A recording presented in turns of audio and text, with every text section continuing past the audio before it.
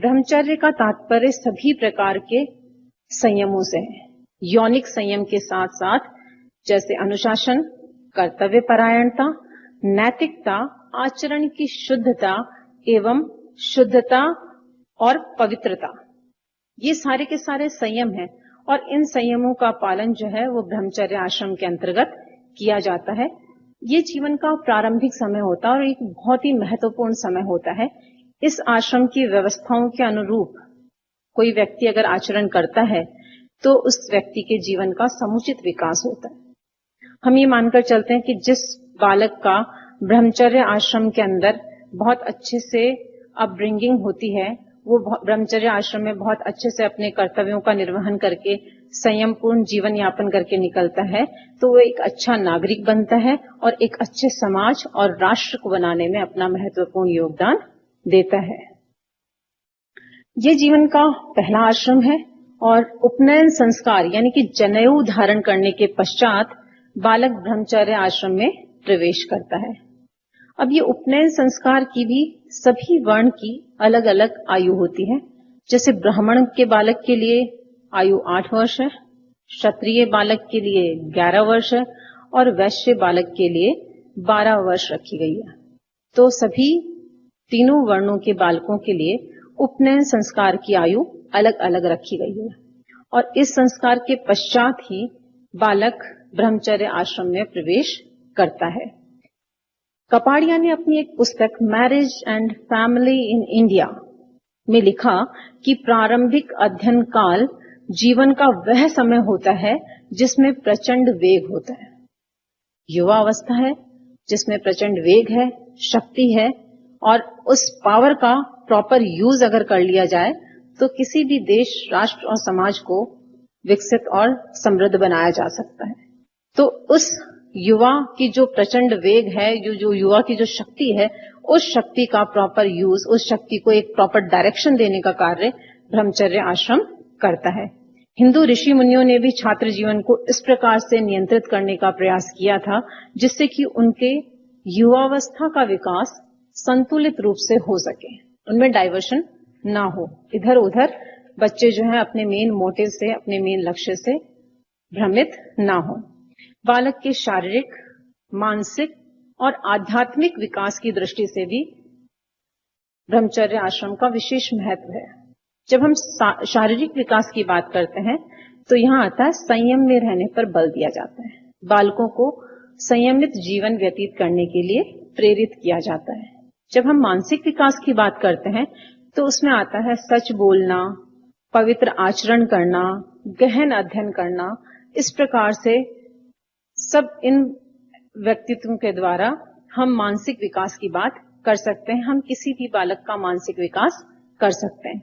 तीसरा है आध्यात्मिक विकास। आध्यात्मिक विकास के अंदर आता है सत्य, अहिंसा, संतोष, पवित्रता के गुण वह जीवन में संचार कर ले तो उसके अंदर आध्यात्मिक विकास उसका हो जाता है।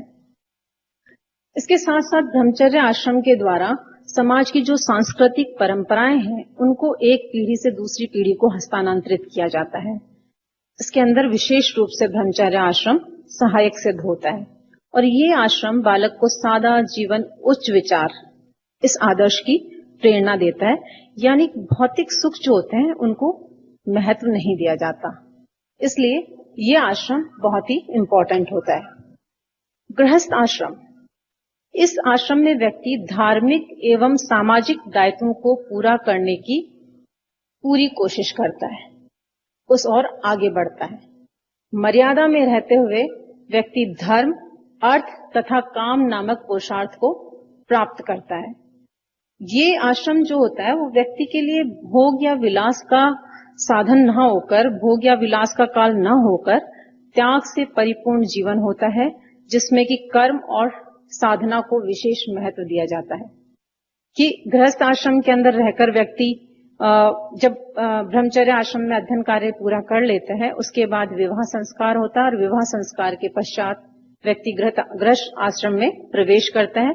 तो गृहस्थ आश्रम जो होता है सबसे इंपॉर्टेंट आश्रम होता है, सबसे महत्वपूर्ण आश्रम होता है जिसमें रहकर व्यक्ति संयमित जीवन व्यतीत करते हुए, त्यागपूर्ण जीवन व्यतीत करते हुए कर्म और साधना करता है। इस आश्रम को हम कर्म की भूमि भी कह सकते हैं, कर्म भूमि भी कह सकते हैं, क्योंकि ब्रह्मचर्य आश्रम जो है वो सभी बाकी के जितने आश्रम हैं उनकी कर्मस्थली है, उनके सेंटर में है, सबसे इंपॉर्टेंट है, सबसे जुड़ा हुआ है।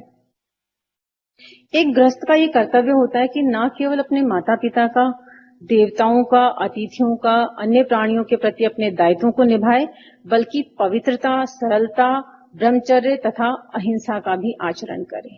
तो एक गृहस्थ से ये अपेक्षा की जाती है कि उसका व्यवहार जो है वो इस प्रकार का होना चाहिए जिससे कि समाज के अंदर व्यवस्था बनी रहे, और उसका व्यवहार जो है वो धर्म सम्मत होना चाहिए। धर्म का बहुत इंपॉर्टेंट रोल इसके अंदर होता है। और मनुष्य जब पैदा होता है तो 5 प्रकार के ऋण लेकर पैदा होता है, जिसे हम कह सकते हैं ब्रह्म ऋण, देव ऋण, यज्ञ ऋण, पितृ ऋण और अतिथि ऋण। और इन 5 ऋणों से उऋण होने के लिए उसे 5 महायज्ञ करने पड़ते हैं, जिसे कहते हैं ब्रह्म यज्ञ, देव यज्ञ, पितृ यज्ञ और भूत यज्ञ और अतिथि यज्ञ। तो इन यज्ञों को संपादित गृहस्थ आश्रम के अंतर्गत किया जाता है। और ये बताया गया कि व्यक्ति के समाज के प्रति कुछ दायित्व होते हैं, और इन दायित्वों को पूरा करके व्यक्ति समाज के माध्यम से समाज को एक महत्वपूर्ण योगदान दे सकता है, समाज के विकास में अपना योगदान दे सकता है, परिवार के विकास में अपना योगदान दे सकता है। तो गृहस्थ आश्रम जो होता है वो मनुष्य के जीवन का साध्य नहीं है, बल्कि साधन है, जिसके द्वारा व्यक्ति स्वयं को वानप्रस्थ और संन्यास आश्रम के लिए तैयार करता है। ये साध्य नहीं है, ये साधन है, एक तरीका है कि व्यक्ति किस प्रकार से अपने आप को वानप्रस्थ और संन्यास आश्रम के लिए तैयार करे। ये धर्म, अर्थ और काम की त्रिवेणी है। तीनों पुरुषार्थ इस आश्रम में देखने को मिलते हैं, धर्म, अर्थ और काम। इसलिए इसे धर्म, अर्थ, काम की त्रिवेणी कहा जाता है। मनु के अनुसार जिस तरह वायु का आश्रय लेकर सब जीव जंतु जीते हैं, उसी तरह गृहस्थ का आश्रय लेकर सब आश्रम जीवन व्यतीत करते हैं। मनु की जो ये बात है वो गृहस्थ आश्रम के महत्व को दर्शाती है, और ये बताया कि गृहस्थ आश्रम पर संपूर्ण आश्रम व्यवस्था का अस्तित्व बना हुआ है, और अतः ये सबसे महत्वपूर्ण आश्रम है। अगर ये पूछा जाता है कि चारों आश्रम में सबसे महत्वपूर्ण आश्रम कौन सा है, तो उसमें जवाब होगा गृहस्थ आश्रम, क्योंकि गृहस्थ आश्रम पे बाकी सब आश्रमों की नींव टिकी हुई है। इसलिए गृहस्थ आश्रम सबसे इंपॉर्टेंट आश्रम होता है, और इस आश्रम से गुजरे बिना मोक्ष की प्राप्ति नहीं होती, ऐसा हमारे धर्म ग्रंथों में कहा गया है। ये आश्रम भोग और त्याग दोनों के बीच में संतुलन करने वाली स्थिति है। ये दोनों के महत्व पर बराबर प्रकाश डालता है कि भोग को भी इंपॉर्टेंस दिया जा रहा है और उसके साथ साथ त्याग की भी अपेक्षा की जा रही है। तो भोग और त्याग दोनों को बराबर महत्व इस आश्रम में दिया जाता है। और गृहस्थ आश्रम ही एकमात्र ऐसा आश्रम है जिसमें निष्काम कर्मयोग संभव है। अन्य आश्रमों में ऐसा नहीं हो सकता। इसी के आधार पर गृहस्थ आश्रम को हम वह धुरी कह सकते हैं जिस पर कि संपूर्ण आश्रम व्यवस्था टिकी हुई है। तो ये सबसे इंपॉर्टेंट आश्रम है। इसके बाद गृहस्थ आश्रम के पश्चात व्यक्ति प्रवेश करता है वानप्रस्थ आश्रम में, जिसकी आयु होती है 50 से 75 वर्ष। शाब्दिक दृष्टि से वानप्रस्थ का अर्थ होता है वन की ओर प्रस्थान करना। 50 वर्ष की आयु प्राप्त करने के बाद व्यक्ति अपने परिवार, नाते, रिश्तेदार, समाज को छोड़कर जंगल की ओर चला जाता है और मानव मात्र की सेवा में अपना जीवन व्यतीत करता है। वह अपने आप को प्रभु चिंतन में लगा देता है। और इस आश्रम में व्यक्ति का कुटुंब सिर्फ उसका परिवार नहीं होता, बल्कि संपूर्ण समाज उसका कुटुंब होता है। तो कह सकते हैं कि वसुदेव कुटुंबकम की जो धारणा थी वो इस आश्रम को पूरी तरह से दर्शाती है कि सारा का सारा वसुधा, पूरी की पूरी पृथ्वी मेरा कुटुंब है, और मेरा दायित्व सिर्फ मेरे परिवार के लिए नहीं है, बल्कि उस पूरे समाज के लिए, उस पूरी पृथ्वी के लिए, उस पृथ्वी में निवास करने वाले लोगों के लिए है। इसलिए इस आश्रम के अंदर व्यक्ति सारे समाज को अपना परिवार मानकर उसके प्रति अपने कर्तव्यों का निर्वहन करता है। इस आश्रम का मुख्य लक्ष्य व्यक्ति को संन्यास आश्रम के लिए तैयार करना, जो कि अंतिम आश्रम है।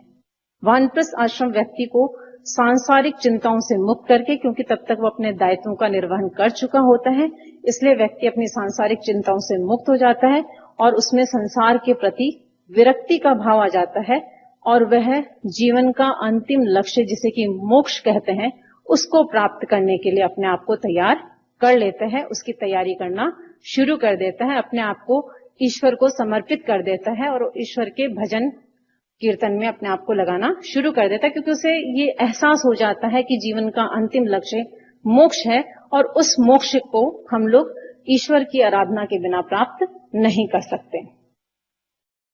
लास्ट आश्रम है संन्यास आश्रम। इसमें व्यक्ति सामाजिक और सांसारिक बंधनों से बिल्कुल मुक्त हो जाता है। जो थोड़े बहुत कहीं से बंधन होते हैं उनसे भी वो बिल्कुल विरक्ति भाव आ जाती है और सन्यासी उसे ही कहते हैं जो कि संसार को त्याग कर देता है, पूरी तरह से संसार का त्याग कर देता है, उसे ही हम सन्यासी कहते हैं। इस आश्रम में सन्यासी के लिए एक ही पुरुषार्थ प्राप्त करना शेष रह जाता है। बाकी के पुरुषार्थ वो पूरे कर चुका होता है, धर्म अर्थ काम, लेकिन जो अंतिम पुरुषार्थ होता है मोक्ष, उसे ही प्राप्त करना बाकी रहता है। और इस मोक्ष की प्राप्ति के लिए माना जाता है कि व्यक्ति को सब कुछ त्यागना जरूरी है। जब तक व्यक्ति सब कुछ त्यागेगा नहीं तब तक उसे मोक्ष की प्राप्ति नहीं होगी। तो मोक्ष की प्राप्ति के लिए संन्यास आश्रम में व्यक्ति सब कुछ त्याग देता है। वायु पुराण के अध्याय 8 में सन्यासी के 10 कर्तव्य बताएं, जो कि बहुत ही महत्वपूर्ण कर्तव्य है कि एक सन्यासी जो होता है उसके क्या क्या कर्तव्य होते हैं। भिक्षावृत्ति से भोजन प्राप्त करना, चोरी ना करना, बाहरी तथा आंतरिक पवित्रता रखना, प्रमादी ना होना, ब्रह्मचर्य का पालन करना, दया करना, प्राणियों के प्रति क्षमावान होना, क्रोध ना करना, गुरु की सेवा करना और सत्य बोलना। ये 10 कर्तव्य जो हैं वो सन्यासी के लिए बताए गए हैं कि सन्यासी को इन 10 कर्तव्यों की अगर वो पालन करता है तभी वो मोक्ष की प्राप्ति कर सकता है। इस आश्रम में व्यक्ति एक स्थान से दूसरे स्थान पर घूमता है और अपनी योग्यता और अनुभव, जो भी एक्सपीरियंस उसने अपनी लाइफ में गेन किए हैं, उन सब एक्सपीरियंसेस का बेनिफिट वो दूसरे लोगों को देता है कि जीवन एक कर्मस्थली है और इस कर्मस्थली के अंदर जो कुछ भी उसने अनुभव किया, अच्छे बुरे जो भी उसके अनुभव रहे, उन सब अनुभवों को दूसरे लोगों का शेयर करता है और उनका मार्गदर्शन करता है। आश्रम व्यवस्था का महत्व। अब ये जानना बहुत जरूरी है कि आश्रम व्यवस्था क्यों इंपॉर्टेंट है, इसका महत्व क्या है। सबसे पहली चीज कि जीवन के समुचित विकास की भावना।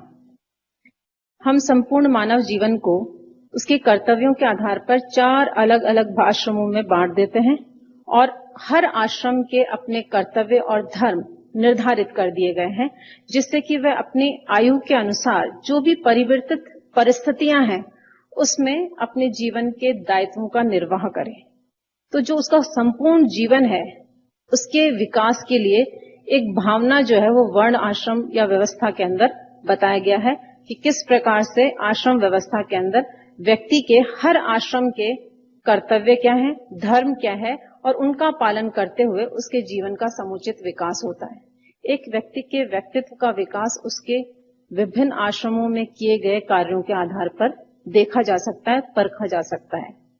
मानवीय गुणों का विकास, जैसा कि मैंने बताया, इसमें पवित्रता, निष्ठा, त्याग, सहिष्णुता, उदारता, भाईचारा, ये सारे मानवीय गुण हैं और इन सारे मानवीय गुणों का विकास आश्रम व्यवस्था के अंदर विभिन्न आश्रमों के अंदर देखने को मिलता है। इन्हीं गुणों के कारण हम कह सकते हैं कि हमारी भारतीय संस्कृति आज भी जीवित है। मैंने जैसे बताया कि सारी संस्कृतियां विलुप्त हो गई, लेकिन भारतीय संस्कृति अगर आज जीवित है तो उसका एकमात्र कारण उसकी वर्ण व्यवस्था, उसकी आश्रम व्यवस्था, उसकी पुरुषार्थ व्यवस्था, ये सारी व्यवस्थाएं जो हमारी संस्कृति का अभिन्न अंग है, इसके कारण आज भी हमारी संस्कृति जीवित है, क्योंकि ये मानवीय गुण आज भी उनमें विद्यमान है और इन मानवीय गुणों को हम विभिन्न आश्रमों के अंतर्गत विभिन्न पुरुषार्थों में सीखते हैं।